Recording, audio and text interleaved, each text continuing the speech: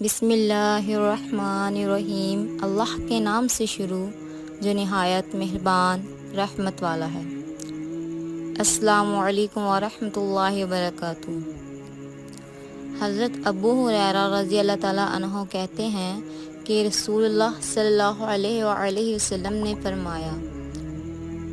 جس شخص نے کسی مسلمان کی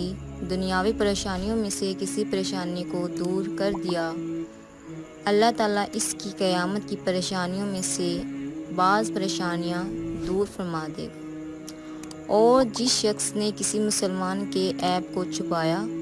اللہ تعالیٰ دنیا و آخرت میں اس کے عیب کو چھپائے گا،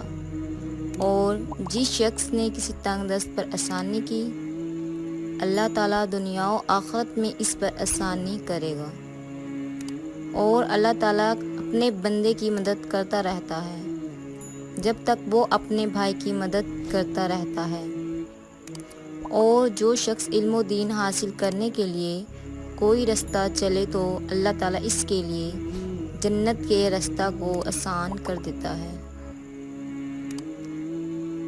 اور جب بھی اللہ تعالیٰ کے کسی گھر میں کچھ لوگ اکٹھا ہو کر قرآن کریم پڑھتے ہیں یا ایک دوسرے کو پڑھاتے ہیں تو فرشتے انہیں گھیر لیتے ہیں اور ان پر سکینت نازل ہوتی ہے، انہیں رحمت ڈھانپ لیتی ہے، اور اللہ تعالیٰ ان کا ذکر اپنے مقرب فرشتوں میں کرتا ہے، اور جس کے عمل نے اسے پیچھے کر دیا تو آخرت میں اس کا نصب اس کے آگے نہیں کر سکتا۔